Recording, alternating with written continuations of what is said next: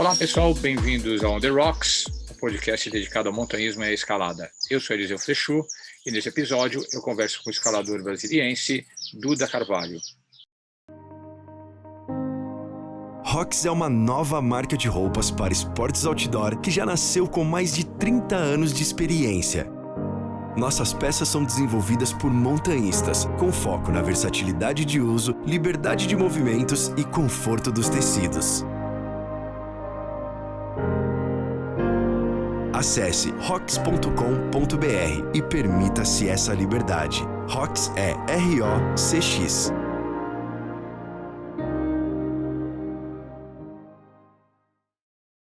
Duda, muito obrigado por ter se disposto a estar gravando esse On The Rocks com a gente. É um grande prazer sempre conversar contigo. Cada vez que a gente se encontra é só risada, cara, muita lembrança boa, às vezes que a gente se encontrou em evento, vezes que a gente escalou aí na Califa. Velho, muito obrigado pela disponibilidade, Duda.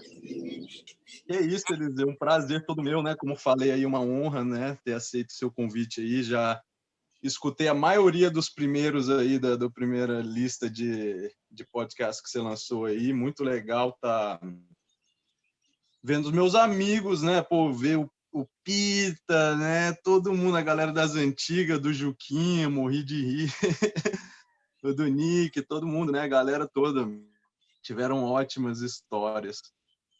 E pô, é um prazer, né, estar aqui para poder compartilhar um pouco, porque a galera mais das antigas, assim, né, a gente acabou que fez quando a gente escalou, quando a gente fez as coisas, não tinha Instagram, não tinha nada, não tinha nenhum telefone que tirava foto, né? Então, eu não sou um cara que gosto de ficar postando muita coisa, de ficar falando muito assim, então é legal ter essa oportunidade para poder compartilhar um pouco de umas histórias aí que só os amigos mais próximos mesmo que sabem, né? Pô, com certeza, Dudu. Pô, velho, é importante a gente tá conversando e contando essa história enquanto a cabeça da gente está boa, né, velho? Porque vai passando o tempo, você vai esquecendo. Outras coisas, o HD vai enchendo com outras coisas, né, velho? E pô, tem pessoas como você que, são a história viva aí do que aconteceu, de que forma que a escalada se desenvolveu em muitos lugares, né? Ô, Duda, vamos começar contigo falando como que você descobriu a escalada e como que você começou a escalar, meu velho? Sim, foi aquilo, né? Eu morava em Brasília, eu lembro certinho, a primeira vez que eu ouvi falar de escalada, ouvi escalada na minha vida, foi eu lembro certinho que era um dos seguranças lá, ou do Senado ou do Congresso, não sei quem é esse cara, ele escalava e ele era uma coisa assim, eu não sei se era ou para o Pico da Neblina ou para o Pico da Bandeira. E ele tinha um murinho em casa, lá em Brasília dele. E aí foi lá aquele, né, era o DFTV, o Globo Esporte, onde é que eles faziam uma matéria na casa do cara, e ele falando da preparação para essa viagem dele, e mostrou ele escalando assim numas agarras que ele tinha assim direto no concretão mesmo na casa dele, aquele estilo assim que a gente fazia mesmo das antigas, né? Quando eu vi o cara subindo ali pelas paredes, eu falei, nossa, que irado isso, eu quero fazer. Aí, quando eu estava na sexta série na escola, no INEI, né? Eu estudava no INEI em Brasília, fizeram um muro para a escola. E, cara, foi muito legal porque eles deram a oportunidade de levaram todas as turmas da escola, todas as turmas, uma de cada vez, para mostrar, ó, fizemos um muro, pá. Eu lembro, aí de cada turma perguntava se alguém queria tentar, né? E, claro, na minha turma, eu falei, pelo amor de Deus. Eu lembro dessa primeira vez que eu escalei, aí já pude escalar ali a primeira vez. Eu lembro a garra que eu caí. Lembra aquelas agarras, era Alpitec, umas agarras que tinha das antigas, uma que era um copinho assim, que era um monodedozinho assim. As agarras, eu cheguei lá naquilo, fiquei, caramba, pá, caí ali naquele, eu lembro disso. E aí continuei, né, cara? Aí pedi para meus pais me matricularem lá para fazer aulinha nesse muro. E aí comecei a me interessar. tinha uns amigos da escola já que já começamos junto, então já teve uma galera legal assim junto que já começou junto, sabe? E aí começou, aí a gente viu ali, aí teve um campeonatinho no INEI, foi legal que aí teve uma galera, aí começou a gente conheceu galera, porque na época eu era muito moleque, eu tinha 12 anos de idade, eu estava na sexta série, né? Então veio galera de outros muros, porque em Brasília já tinha um muro no ASBAC, um muro na UNB, né? Que foi bem o começo da escalada em Brasília, né? Que assim, né, uma história assim interessante, porque em Brasília assim no começo não tinha muita cultura do montanhismo assim, né, e tal. A gente deu muita sorte. Foi o nativo um curso de espeleologia. Eles acabaram indo numas cavernas na Fercal lá e acharam esse afloramento de calcário lá, e assim mais ou menos que começou a escalada em Brasília, né? E aí montaram o muro da UNB, e é assim que as coisas foram começando aos pouquinhos ali em Brasília. A gente ia muito escalar um top rope lá, uma via de 5º grau lá na Fercal, né, que é o afloramento de calcário lá, e já ficava amarradão, não sabia nem o que era escalada esportiva, nem nada, só subia a pedra por trás, assim, armava a escritura, estava amarradão, né? E aí que a gente começou, né, a pesquisar mais, tinha uma galera que começou a viajar mais, começou a rodar lá em Brasília uma apostila, porque aí isso era assim, ó, tinha uma apostila do Makoto. Aí você tinha que, para você aprender a escalar lá na época, você tinha que ou ler a apostila do Makoto ou viajar para fazer o curso do mestre Eliseu Frechot. Eram as opções lá, né? Aí tem a galera das antigas que fez o seu curso, aí tem muita história lá, né? Aí a galera começou a desenvolver, aí, pô, começamos a querer abrir via, né? Quando mais a gente começou a pesquisar mais, a gente viu, aí começou a ver Master of Stones, né, os vídeos da gringa, assim, as primeiras vezes que a gente viu Master of Stones, eu lembro, caralho, olha tanto de grampo, assim, né, um do lado do outro, a gente achava que só precisava botar um topo lá e fazer um top ropezinho, né, não, aí começou a escalada esportiva e tal, e aí começamos a ver o pessoal lá do Rio, o pessoal dos outros estados que já desenvolvia muito, né, e aquela história começou a pegava, né? Ah, sou de Brasília. Você, o quê? De Brasília? Tem escalada em Brasília? Então, no começo era muito assim, né? Igual quando começa a viajar para o exterior, né? Agora não, né? Graças a Deus, tudo diferente, mas você sabe bem, né? As primeiras viagens para o exterior, aí você, escalador no Brasil, tem escalada no Brasil. Então já tive, antes de eu viajar para o exterior, eu já tinha essa experiência já por ser de Brasília, né? Porque hoje em dia tem os picos desenvolvidos, graças a Deus, aí Cocalzinho, né? Famoso e tal, muita gente conhece e tal, mas no começo, primeiros campeonatos que a gente foi, assim, as primeiras viagens para escalar em outros lugares no Rio, ali no Cipó, chegava ali que falava que era de Brasília, todo mundo, pô, Brasília, tem escalada em Brasília? É o Planalto, né? Achava que era tudo lá reto.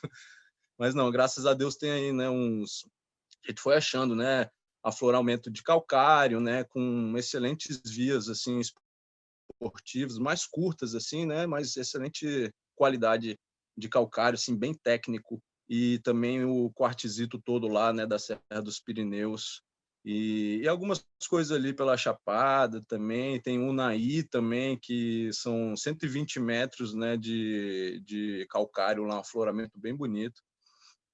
Então, assim, as coisas foram começando assim em Brasília aos poucos, né? E a gente foi mais a gente mesmo viajando e se informando e isso, buscando a informação do pessoal de outros estados e de fora, né? Que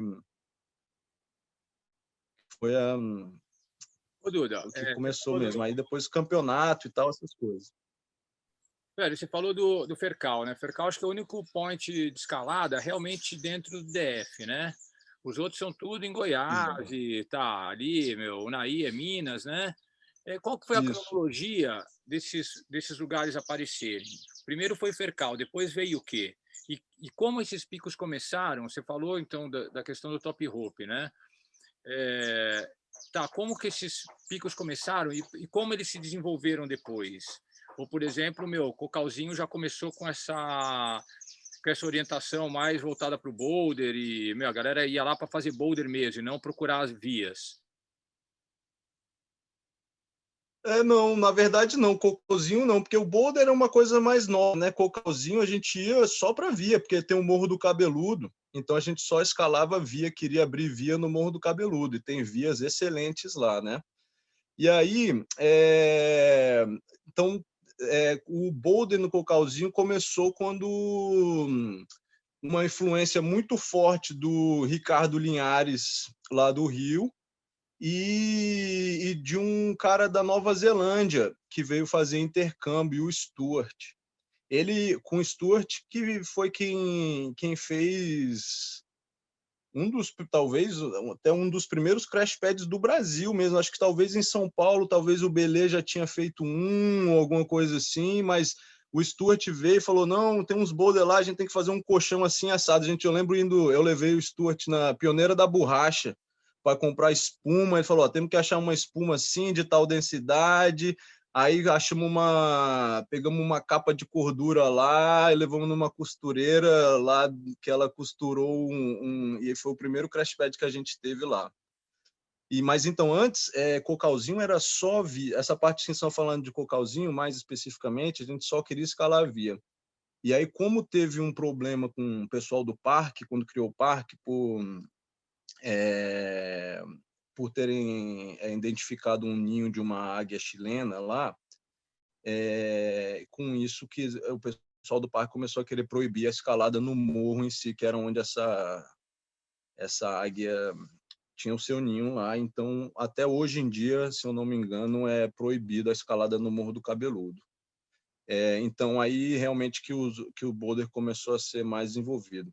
Mas a Brasília era assim, né? Realmente dentro do Distrito Federal, como você falou, é só a Fercal, é o único lugar que é dentro de Brasília mesmo, né? Mas como acaba que Brasília o Distrito Federal é tão pequeno ali, né? Essas áreas que são em voltas, elas estão mais próximas de Brasília como cidade grande do que outras cidades, né? Principalmente indo ali para o lado da Chapada e tal.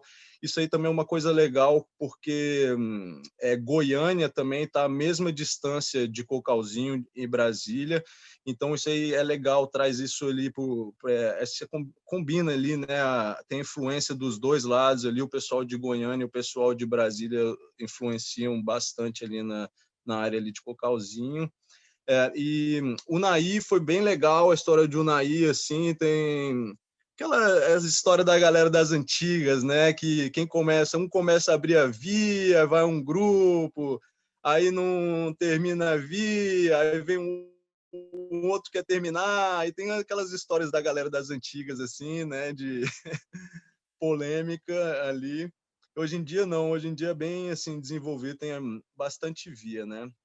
Lá em Unai, assim, é uma escalada mais de aventura, assim, você está escalando naquele calcário cheio de bromélia, assim, né? São vias de 2, 3 cordadas, se eu não me engano, até uma ou outra aqui de 4 cordadas. E aí um bom lugar também, que foi muito engraçado, é o Belchior, né? Que já está ali indo para o caminho para o caminho da Chapada ali. O Belchior foi achado por um cara do Voo Livre, que ali do lado ali, os caras saltam ali do Voo Livre, né? Até esqueci o nome do lugar que eles saltam, tão famoso, não sei porque eu esqueci. Do lado da cachoeira ali, uma cachoeira gigante ali que tem, né? A galera, porque tem um campeonato mundial de voo livre lá em Brasília, os caras saltam dali, levantam e vão pousar lá na esplanada lá no centro da cidade. É o fim da corrida. É muito viagem. É uma das corridas mais longas que tem. São, se eu não me engano, uns 200 quilômetros em linha reta, mais ou menos. Assim, é bem longa. Então, o cara do voo livre voou, viu o Belchior ali e conhecia um dos caras da escalada e falou: ó, acho que eu vi umas pedras ali que vocês vão gostar. Aí a galera começou a ir lá e aí começou a desenvolver Belchior. E muito legal ali também, Belchior já teve alguns problemas com exploração de calcário, né, para fábrica de cimento e tal, e o pessoal da escalada se organizou ali de uma maneira que pôde preservar o local, né? Então, todas essas coisas. Mesma coisa com Cocalzinho, Pirinópolis, principalmente no começo, antes de ser criado o parque lá, o pessoal da escalada realmente tomava muita conta lá. Tem bromélias que são endêmicas, né, que só existem ali em Cocalzinho, por exemplo, e orquídeas, né, orquídeas e não bromélias, desculpa, orquídeas que só tem ali e a pessoal da escalada já pegou gente ali com um carro cheio querendo roubar planta e o pessoal já conseguiu parar, chamar a polícia, né? Fazer sempre essa parte aí que a galera da escalada está sempre, né, se preocupando, né, da preservação e tal. Então tem umas é legal assim, Brasília, como é legal ter sido parte assim desse começo assim, sabe, da ainda tiveram as gerações antes de mim, né, mesmo assim, né, não, eu não sou da primeira geração assim, mas conheci muitos assim desses, estava ali com eu era muito moleque, né, eu tinha 12 anos e os caras mais velhos assim eram a primeira geração mesmo assim de escaladores de Brasília mesmo assim, então foi legal poder aprender com eles e depois poder contribuir, né, com também podendo comecei aí a abrir algumas vias, né, na Fercal, no Belchior, em Cocalzinho também, aí começamos a desenvolver muitos boulders, né, essa aí foi a contribuição maior talvez foi nos boulders lá de Cocalzinho, né, que realmente no começo era muito bom, quando a gente começou a explorar, era todo fim de semana a gente terminava o trabalho na academia, trabalhava na academia de escalada, sexta-feira ia para de noite já ia para Cocalzinho, sábado normalmente a gente fazia sempre assim. Sábado a gente só caminhava em volta procurando boulder, que era muitos setores diferentes, aí marcava assim, ó, vamos tentar esse, aí no dia seguinte voltava já para ir reto no que já queria, no que tinha achado no dia anterior, né? A gente fazia muito isso no começo, caminhar. Inclusive, né, tem muito lugar lá que o pessoal até hoje não vai, né? Tem muito boulder que foi escalado há 15, 20 anos atrás e o pessoal não volta lá hoje em dia porque não está ali do lado da estrada ou sei lá, tem alguns até que estão, prefiro nem falar, mas ninguém vai. Então é legal ter sido parte assim disso, né? E aí começou, né, viajar para o Brasil, igual eu falei, fazer para participar de campeonato, né, e querer escalar fora, e aí começou a história toda, né? Começou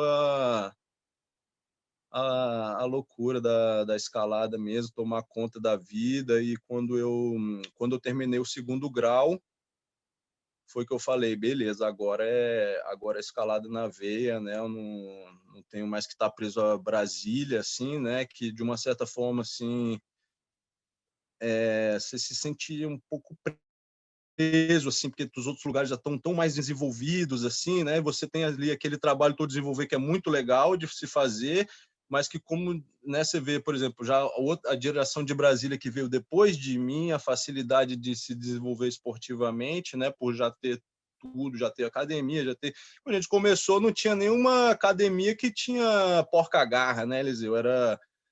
Era furo direto no tijolo ali, com aquela bucha velha de plástico ali, que só dá para botar a garra uma vez praticamente, né? Depois que você tira, acabou. Então, assim, tem coisas que realmente só quem fez parte ali da escalada naquela época ali que vai entender, né, a diferença, né? De hoje você não dá valor até por uma porca-garra, né?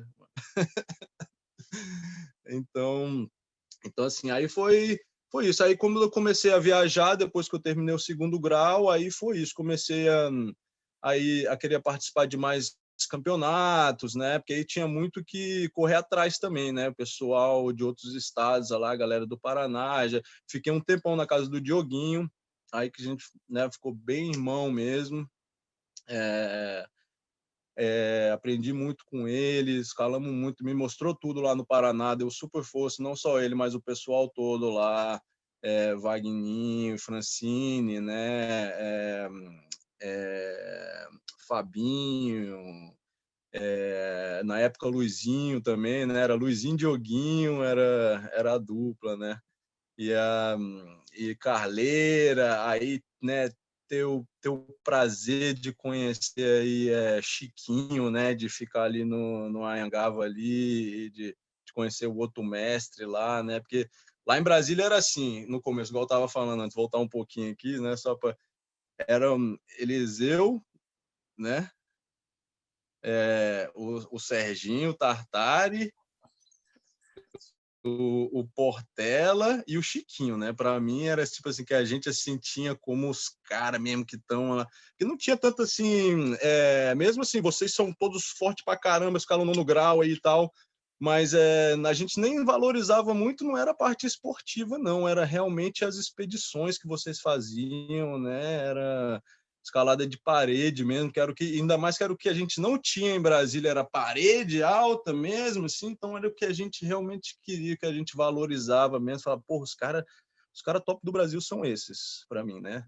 Esses 4 aí que sempre estão, pô, sempre quando é uma honra mesmo, assim, tá podendo aqui falar com você e ter tido a experiência de viajar e conhecer toda essa galera, né? E fazer parte um pouco aí da história com vocês.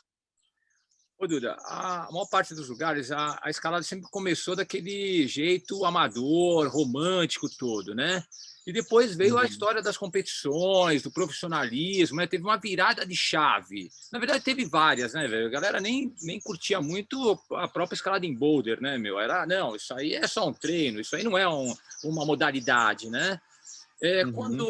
Quando você começou a escalar, essas chaves já tinham virado ou você presenciou toda essa treta do início, né? Essa Sim. confusão de personalidade? Conta um pouco. Sim, total. Boulder, a gente tinha uns boulderzinhos lá na Fercal que não se chamavam boulder, a gente chamava sair, tipo, treinar a saída de via. Você imagina que isso aqui fosse seria uma via gigantesca, mas a saída era só isso aqui, a gente chamava saídas, vamos fazer umas saídas. Inclusive, quando a gente estava no murinho escalando, e aí só tinha um top rope, então, assim, só escalava uma pessoa de uma vez, e tem 20 pessoas lá para escalar, né?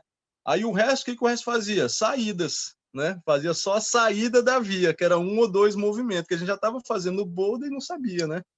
E as saídas era assim, aquela coisa de escalada das antigas, o muro vertical, só pega o agarro, sobe um pé bem alto, quase um pé na mão, né?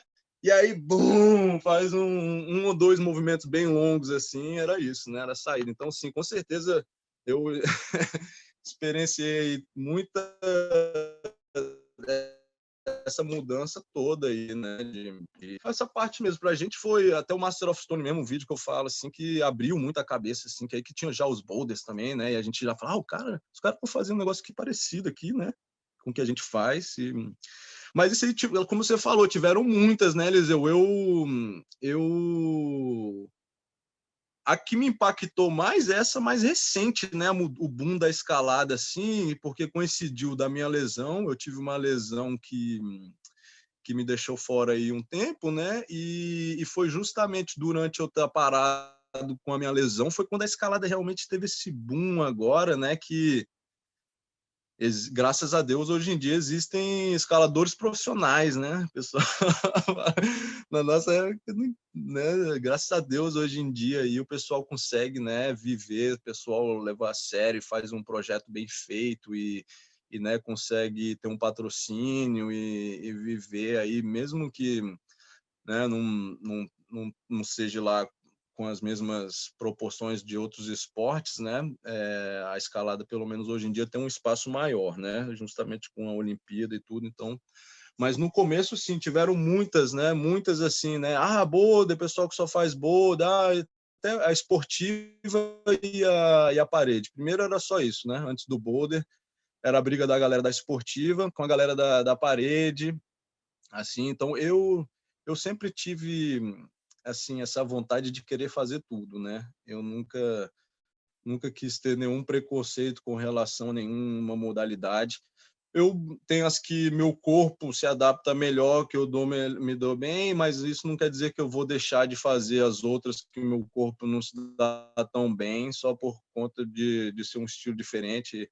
Então, assim, né, você gosto de ir para Yosemite, escalar ainda não fiz um big wall, que eu ainda tenho, né, que me meter nessa com você e o Nick aí um dia, mas as paredezinhas ali de um dia ali, já fiz muitas, né, e me divirto muito fazendo as paredes ali, Tuolumne principalmente. Tuolumne é onde eu escalei mais, né, onde de tradicional, assim.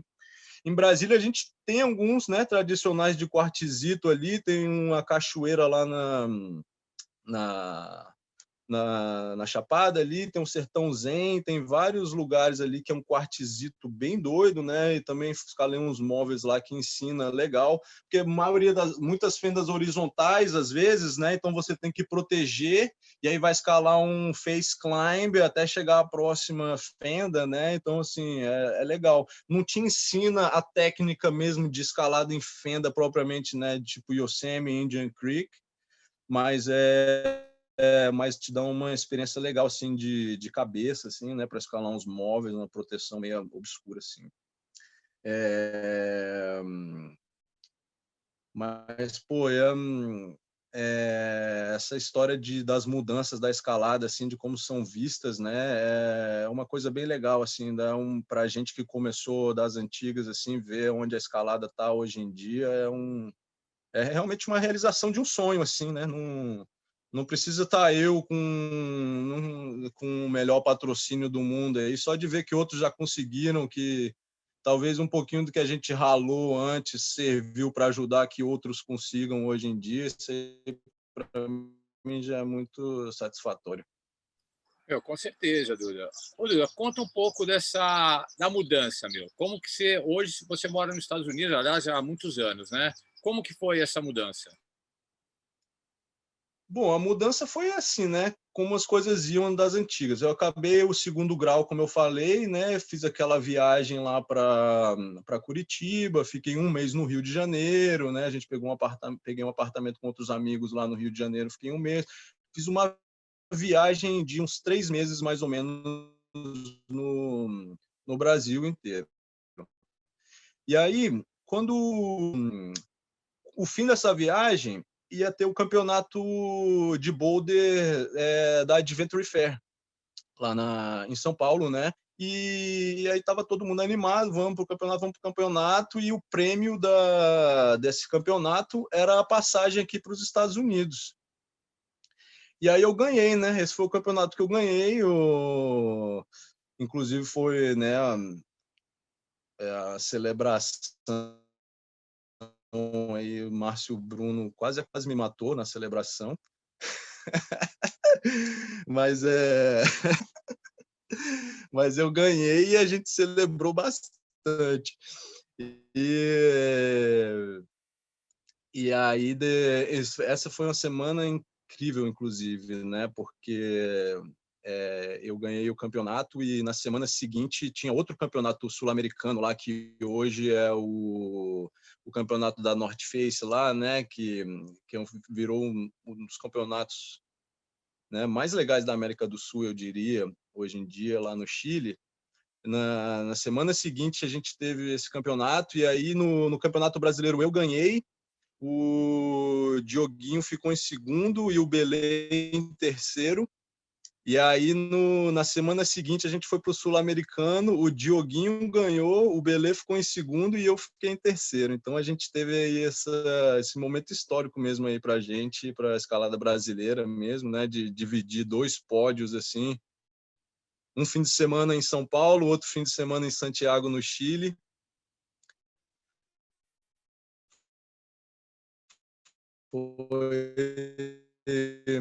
Foi demais. Esse prêmio, que é a passagem, eu voltei para Brasília e comecei a pensar, né, que se ia ser possível, né, porque na época assim eu realmente não tinha muita grana, né, não tinha nada, e fui deixando de lado. E aí o pessoal da agência de viagem que tinha dado o prêmio me ligou e falou: a sua passagem vai vencer. ou você vai em tal data lá, era setembro, era quase um ano depois do campeonato, ou você vai agora em setembro, ou você vai perder a passagem. Aí eu falei, beleza, então vou ver se eu consigo ir. Aí quando eu vi a passagem era para Miami. Aí eu falei, Miami não dá, né? Isso era um campeonato de escalada. Vocês estão dando um prêmio para ir para Miami? Miami não tem nenhuma escalada, vocês têm que me mandar para outro lugar dos Estados Unidos. Aí ele falou, tá, vou ver onde seria um lugar legal para você ir? Los Angeles, manda para Califórnia. Aí a menina me ligou em 30 minutos, me ligou de volta e falou, ó, beleza, você pode ir, mas ó, para Los Angeles eu só tenho tal data até tal dia, se você não for, você perde. Quer ou não quer? Eu não tinha visto, não tinha grana, não tinha nada. Não tinha nada, nada. Só tinha essa suposta passagem, né? Aí eu falei, quero. Aí foi isso, foi o papo de 3 semanas. Eles, eu vou tirar visto, né? Tudo, tudo, tudo. Aí eu realmente vendi todos os equipamentos que eu tinha. Na época eu tinha apoio, né, da marca da V15, uma marca aí nova, né, que não durou muito, infelizmente, do Breno. Foi super legal. Foi a primeira pessoa que quis me ajudar de uma certa forma, assim, da indústria da escalada, né? Ele tinha me dado um monte de crash pad, eu vendi tudo. Aí consegui também um apoio com a Equinox, né, pela Mônica, que me ajudou muito também, assim, com alguns equipos. Inclusive, até hoje eu tenho minha mochilinha da Equinox aqui, que eu uso para escalar. Toda vez que eu vou escalar esportivo, eu uso minha mochilinha da Equinox até hoje.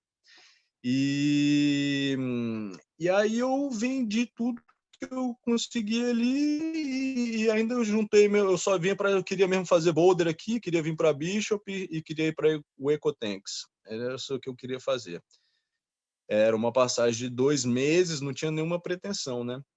Então eu vim, aí cheguei em Los Angeles, aquela loucura, né? Achava que ia chegar em Los Angeles e pegar um ônibus para Bishop, igual aí no Brasil, qualquer cidade grande você chega, vai na rodoviária ali e pega um ônibus para qualquer cidadezinha, né?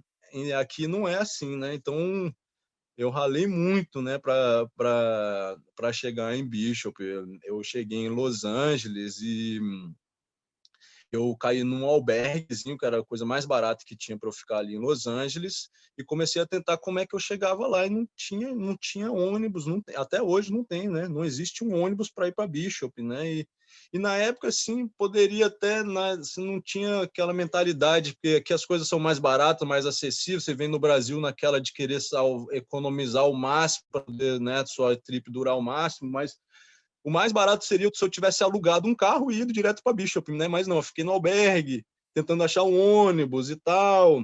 Aí eu fiquei lá uns 2 dias, aí eu fui na academia de escalada de Los Angeles perguntar se alguém ia para Bishop. E aí que eu descobri que a galera não escala no calor, né?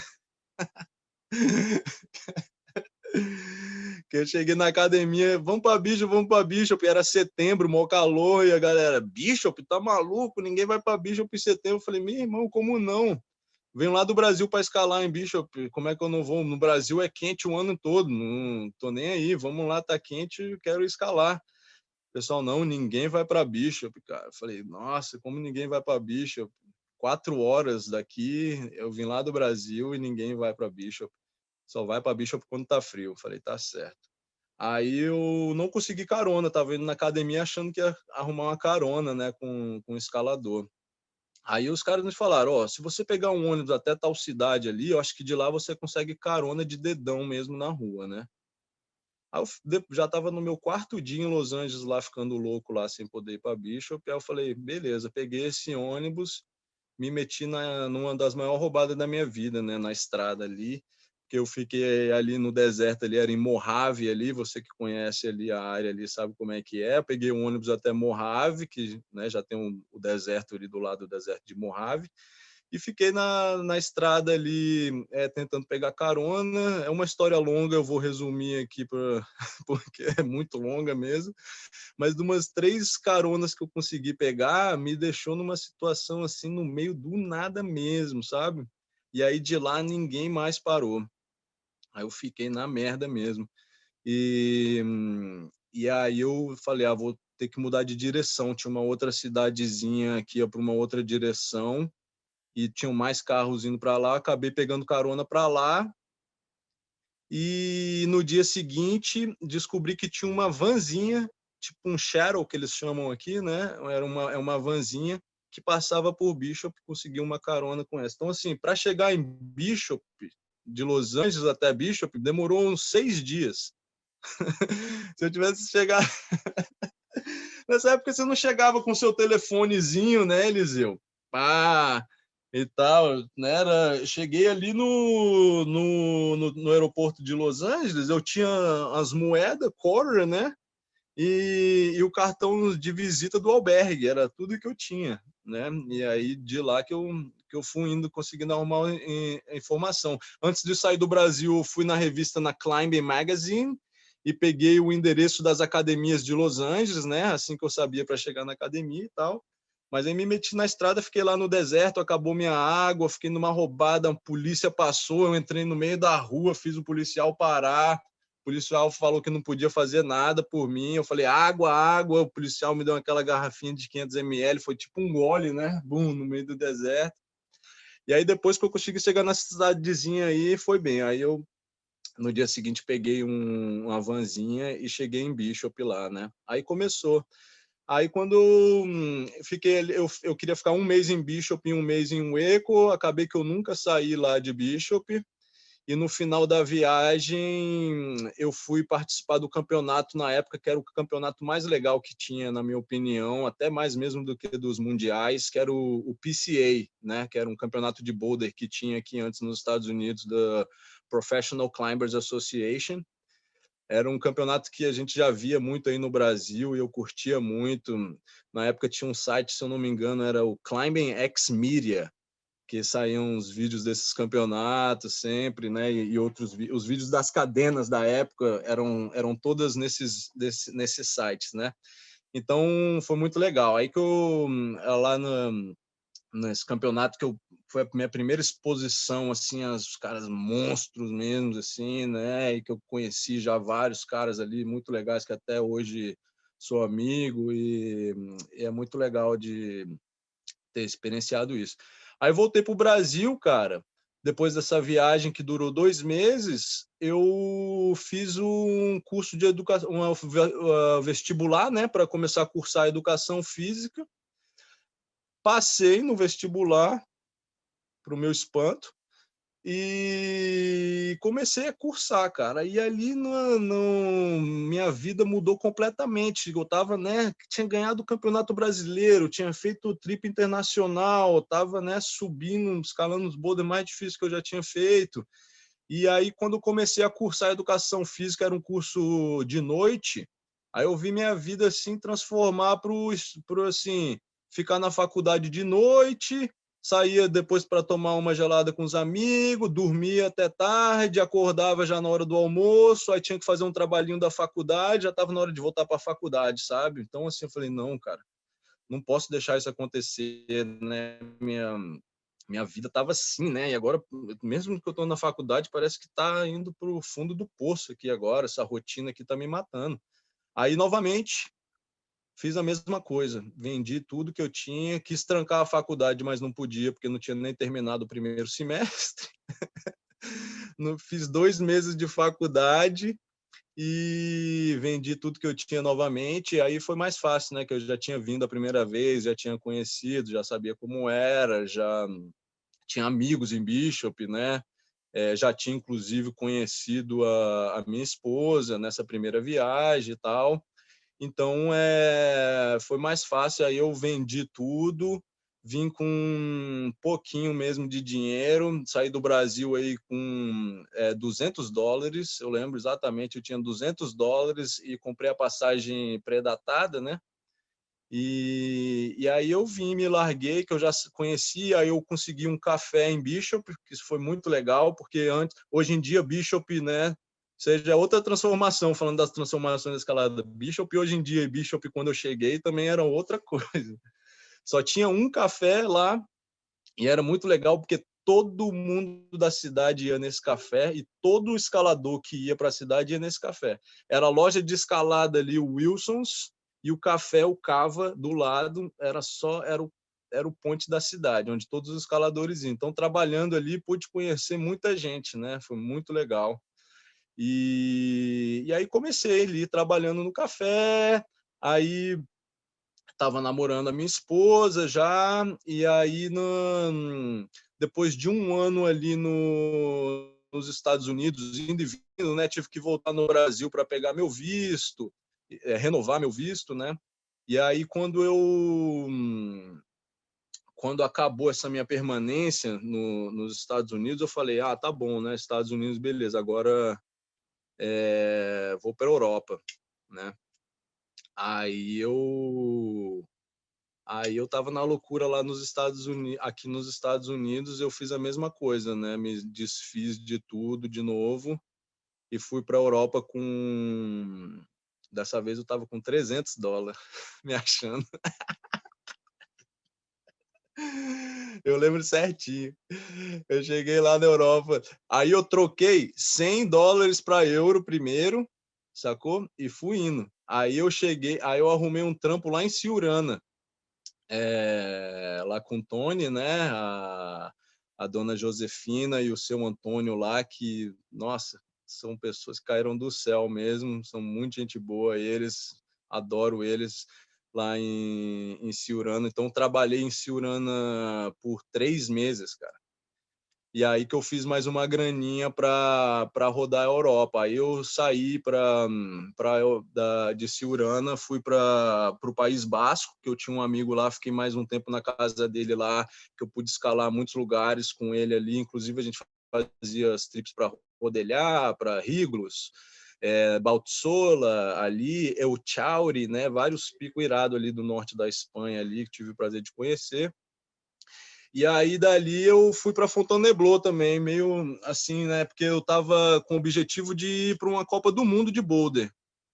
E eu estava escalando só esportivo na Espanha por uns 4 meses. Aí eu fui para Fontainebleau e fiquei um mês lá em Fontainebleau e depois tive o prazer de competir lá o Campeonato Mundial na Itália, numa cidadezinha alucinante chamada Fiera de Primiero.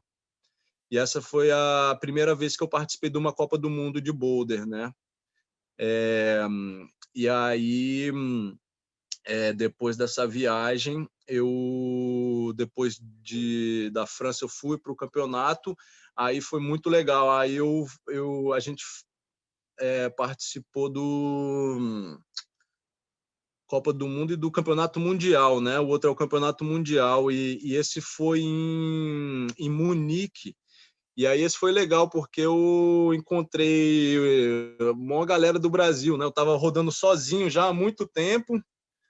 E aí, quando eu cheguei lá em Munique, encontrei Cezinha, Belê, Janine, talvez tenha até mais gente, mas agora não sei se eu vou lembrar. Mas foi muito legal e participamos lá do Campeonato Mundial. E aí depois eu fiquei lá na Alemanha mesmo, lá trabalhando na casa de um amigo e escalando por ali, né, nas escolas clássicas ali do sul da Alemanha, em Donautal, não sei se você já ouviu falar ali, um vale muito doido ali, também de calcário, bem parecido com as coisas de Brasília ali, me senti bem em casa ali em Donautal. E também estava bem pertinho ali do norte da Suíça, né? Então no fim de semana a gente ia ali para Magic Wood, Cristiano, né? Isso aí que eu tive a oportunidade de escalar em todos esses lugares aí. Aí, eu estava ficando meio louco já ali, de saco cheio de viagem, né? Porque já tinha sido quase um ano dos Estados Unidos e uns 9 meses de Europa. Aí, brother, eu falei, vou voltar pro Brasil, né? Que já tô de saco cheio de estrada, eu quero voltar para casa e ficar quieto, quero aquietar em algum lugar.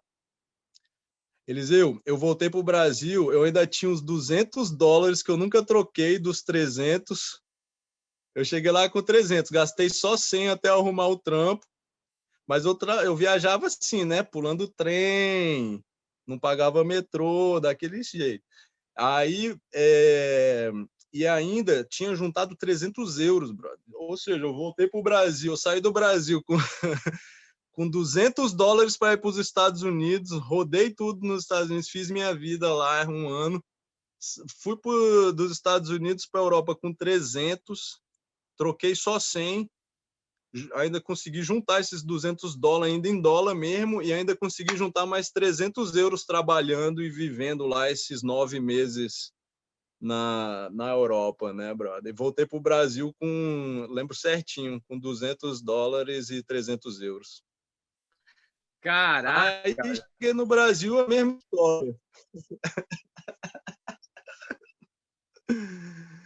Voltei para o Brasil, a mesma história de achar que estava ali meio estagnado, né, sem produzir muito. E como eu tinha namorado a minha esposa, né, e a gente sempre se comunicava, mesmo enquanto eu estava na Europa, né, a gente se comunicava.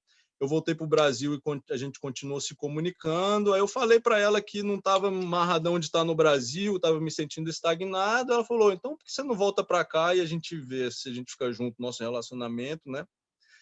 Então voltei para cá, para os Estados Unidos, mesmo mais nessa terceira vez que eu vim, né? Mais mesmo no intuito de ver mais a minha relação, né, com ela, do que mesmo, claro, a paixão da escalada, mas que se casavam, né? Ela morava em Bishop e tal, então eu voltei, a gente ficou junto, né? E aí a gente, né, casou, deu tudo certo, tivemos, graças a Deus, aí o Matheus, né, meu filho, e hoje em dia ele está com 13 anos. E aí muita loucura aconteceu também depois disso, mas a história da mudança é mais ou menos essa. Caraca, que massa, velho. E aí, meu, ficou mesmo. Trabalha aí já, meu, estabeleceu, né, Duda? Em Bishop, né, eu comecei agora, quando veio filho, né, aí as coisas mudam na vida, né, aí realmente a prioridade não era mais escalar, né, realmente a prioridade era, né, criar um filho, né, então trabalho, já comecei a fazer outros tipos de trabalho ali no café, numa coisinha só assim, realmente não ia dar muito, né, então eu comecei a trabalhar com construção, que foi excelente financeiramente, mas que aí minha escalada sofreu muito, né? Porque trabalhando de segunda a sexta na construção, você escalar no fim de semana é osso. Aí eu perdi o ritmo assim mesmo assim de escalada, e aí comecei a ter lesões, né, e tudo, e aí quando eu me machuquei mesmo, que eu rompi a polia, né, num boulder, o Heroon, né, um boulder que eu estava tentando, e eu falei, cara, agora realmente que eu não posso escalar, eu tenho que, né, realmente também não quero ficar aqui ralando em construção até quando. Foi aí que eu me envolvi com rope access, né, com serviço em altura. E aí tive a oportunidade, né, de trabalhar e de fazer incríveis. E é muito legal esse trabalho, né, porque para a gente que escala está relacionado ali todos os equipamentos, né, de estar nas alturas e estar fazendo todos os maneuvers, né, com as cordas e tudo que a gente gosta tanto, né. Então, tive a oportunidade de fazer trabalhos em em refinaria de petróleo, nas turbinas eólicas, né, em várias estruturas diferentes, pontes, né, torres. Então, foi bem legal, e foi legal também porque eu tinha que viajar muito, né, para esse trabalho, então foi um estilo de vida bem diferente assim que eu pude curtir durante um tempo, mas que com a família ficou complicado, né, por conta das viagens e tudo, então também não seria uma coisa muito sustentável, né? E então eu, por conta da família e tudo, eu meio que desisti, sabe, de seguir essa carreira. E eu e a minha mulher, a gente se mudou pro sul da Califórnia, porque ela foi criada aqui no sul da Califórnia, aqui na praia de San Clemente, né? Então a gente já vinha sempre aqui para visitar o meu sogro e a minha sogra aqui em São Clemente, e a gente resolveu se mudar para São Clemente. E aí eu não sabia, Eliseu, mas, cara, essa mudança foi a outra mudança na minha vida, assim, que trouxe a escalada de volta na minha vida. Cara, eu recuperei a felicidade que eu não, nem sabia que eu tinha perdido, não sabia tanto que a minha felicidade dependia da escalada, sabe?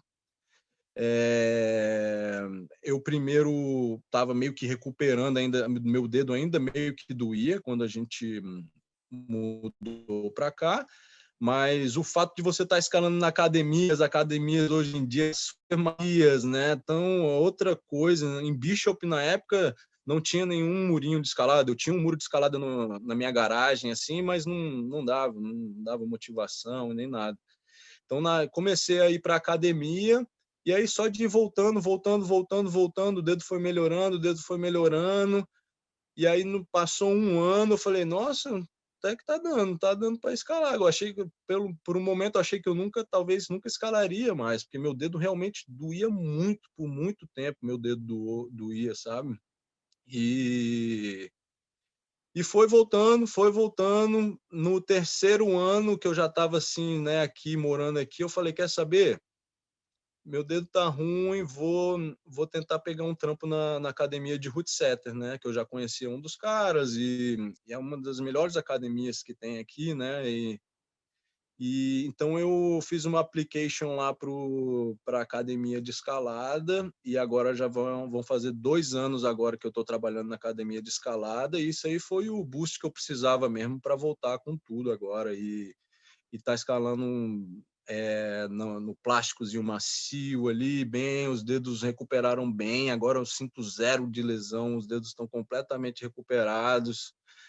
E aí eu trabalhando como root setter, né, também foi um outro aprendizado de uma área da escalada assim que hoje em dia está crescendo muito, né, e é um trabalho muito mais complexo do que parece às vezes, né? Você que entende de movimento, assim, você acha que vai fazer assim tal pã, mas também tem outro conceito hoje em dia do que é o conceito visual, né? Dos boulders na parede e ainda mais em academias comerciais, né? Hoje em dia, então a gente recebe uma apostila de root setter gigante, né? Quando a gente entra nesse trabalho, então você está tendo a oportunidade de trabalhar fazendo root setter 4 vezes, às vezes até 5 vezes por semana, né? Te dá essa oportunidade de estar sendo testado todos os dias e seu chefe está ali em cima de você e o visual da academia é uma das coisas mais importantes, né? Então não é só a qualidade da movimentação, sabe, do boulder, é cada garra ali, a sua funcionalidade ali com visual também. Hoje em dia os jogos de agarra são tão maneiros, né? Você, aqui de estar trabalhando numa academia dessa que é uma estrutura tão grande assim, é um luxo. Então agora eu tô de volta com tudo. Aí não, eu estava voltando aos poucos, né, escalando devagarzinho. Aí esse inverno eu decidi, todo day off, estou indo para Pedra, estou aí Red Rocks, Joshua Tree, aí também agora está muito legal que eu estou podendo conhecer os picos aqui do sul da Califórnia que estão me motivando. Fiz algumas trips lá para Bishop só para, sabe, coisas que eu já estou mais acostumado, tudo familiar ali e tal, para ir voltando aos poucos a cabeça, a pele, né? Mas agora eu estou podendo conhecer Joshua Tree, que é um pico alucinante, que eu nunca tinha ido muito antes. Estou indo bastante para Red Rocks, em Vegas, né? Tem um pico aqui do lado de casa que chama Black Mountain, que é alucinante, tem muito boulder legal, né? E até umas vias aqui em Malibu tem também, então tem muita coisa nova aqui que está me motivando bastante. Então, cara, agora de tá voltando agora para a escalada aí e ver também como tudo melhorou, né? Tudo a galera tá com estrutura, assim, não é nada de luxo, não é nada de tudo, mas comparado com o que a gente teve, né? É uma felicidade de ver mesmo assim onde chegamos, né? Graças a Deus. Duda, depois de tanto tempo morando aí nos Estados Unidos, na Califa, qual que é a escalada mais alucinante que você fez até hoje aí? Aqui na Califa, assim, assim, satisfação, assim, ou de Não, satisfação? satisfação, sem falar, meu, não quero saber de grau, quero saber que, meu, aquela que fez sua Não, cabeça tem que ficar. com certeza são uns dias ali em Tuolumne ali, de fazer umas 2 vias em Tuolumne ali. Acho que teve um dia que a gente fez ali, eu e meu amigo Matt, a gente fez o Fairview Dome no regular route e depois correu lá para baixo e depois fez o South Crack. Não, a gente fez o West Crack. West Crack, que é do outro lado da rua ali, é daqueles dias assim que você chega no cume, vê o pôr do sol assim, e fala, caralho, hoje foi uns dias tops. Não, já tiveram uns dias ali em Tuola e massa mesmo. E pô, também graças a Deus assim, muita satisfação assim de ter feito uns bodes difíceis assim, né, na época que no Brasil assim a gente não tinha tanta gente escalando igual hoje em dia, assim, né? Tem muita gente que manda V10, V11, então tive a oportunidade de ser um dos primeiros brasileiros a escalar um V12, o primeiro brasileiro a escalar um V13, né? Então, essas foram conquistas bem satisfatórias, né?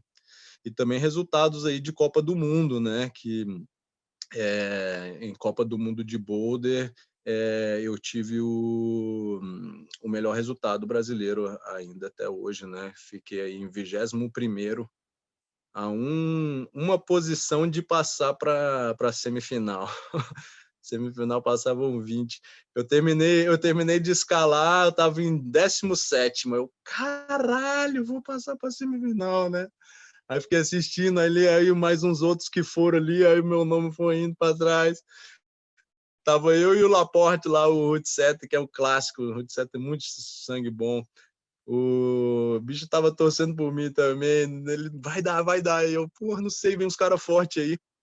Aí eu acabei sendo ali, né, puxado para fora ali da semifinal em 21º. E na hora eu fiquei muito puto, né? Mas aí foi engraçado, né? Porque se for ver a melhor posição de um brasileiro até hoje na Copa do Mundo, mas na hora ali foi um momento que eu fiquei muito puto. Mas foi bom. A gente teve uma festa, foi bem no dia do meu aniversário, teve uma festa boa depois. Ô, Duda, quando nós fizemos o Cathedral Peak, você me contou uma história muito engraçada do urso. Conta o encontro com o urso. Ah, lá em Yosemite tem muito, né? Lá em Yosemite tem cada bicho lá, né? E aquela escalada foi clássica, né? A gente fez lá com o Vagninho e a Francine lá, a Cathedral Peak é um lugar muito alucinante. Mas teve uma vez que eu fui escalar no vale com um amigo lá de Brasília. Eu queria levar ele para escalar uma via bem facinha ali, que era o pessoal, a maioria do pessoal até sola ela, que é o After Six ali no vale, né? E eu falei, pô, beleza, eu ia solar, só que não pela via mesmo. Tem um quarto grau assim que você vai por volta assim, vai passando por umas árvores ali. Inclusive, para quem conhece, é bem aonde você começa a Nutcracker, que é uma via muito famosa ali no vale, né? A Nutcracker, bem ali onde você começa a Nutcracker, é um lugar que você vai subindo e você dando a volta, você já chega na primeira parada do After Six. Então eu ia fazer isso solando para botar esse top rope pro meu amigo.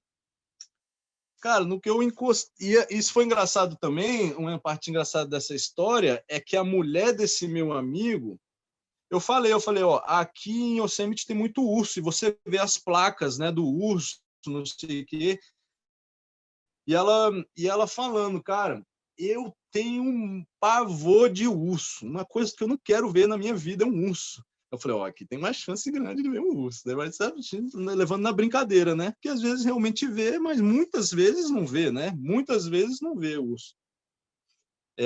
Aí eu tô lá, né? Beleza, falei, beleza, vou lá, galera, dar a volta. Quando eu sentei e encostei na pedra assim, igual eu tô encostado aqui na parede, para botar minha sapatilha para começar a escalar. Quando dá, tipo assim, quando termina a primeira sapatilha amarrar, eu só escuto assim uma coisa em cima de mim, assim. Quando eu olho para trás, eu, caraca, na árvorezinha que saía de cima, assim, um urso gigante.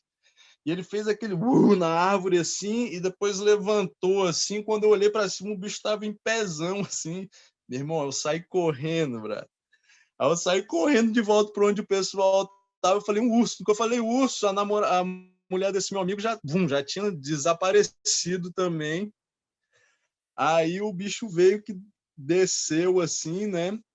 E deu a volta na gente assim. E eu fiquei meio bolado assim de ir lá de novo, mas aí beleza. A gente viu que ele foi embora e deixou a gente escalar. Uma outra vez também que às vezes, né, a gente dormia meio subvacando, assim, né, morrendo de frio, fecha o saco de dormir, né, e deixa só assim, né, a cara para fora, assim, né. Já teve uma vez de estar assim dormindo lá em Tuolumne no meio, porque a gente ficava nos meus amigos que trabalham ali, todos eles têm aquelas cabanazinhas ali legais, né? Então eu conhecia eles, eu botava o meu crash pad ali fora da barraca e dormia ali fora mesmo, só com um saco de dormir, né?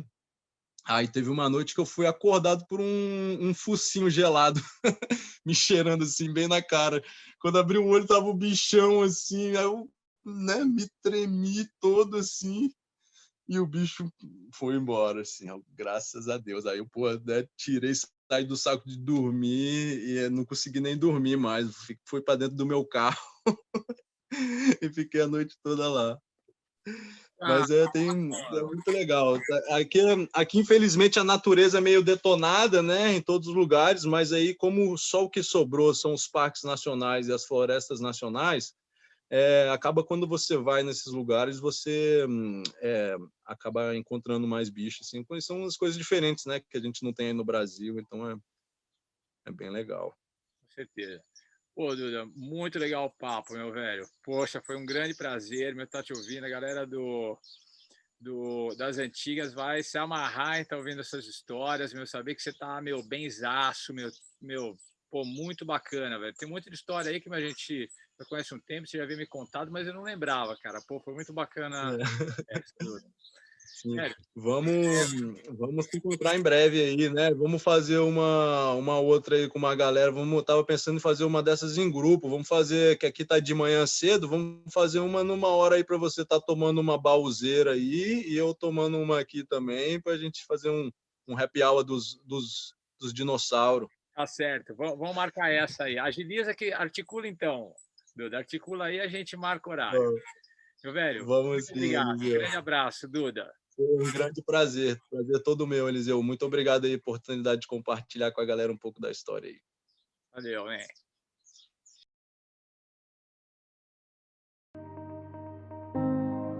Rox é uma nova marca de roupas para esportes outdoor que já nasceu com mais de 30 anos de experiência. Nossas peças são desenvolvidas por montanhistas, com foco na versatilidade de uso, liberdade de movimentos e conforto dos tecidos. Acesse rox.com.br e permita-se essa liberdade. Rox é ROCX.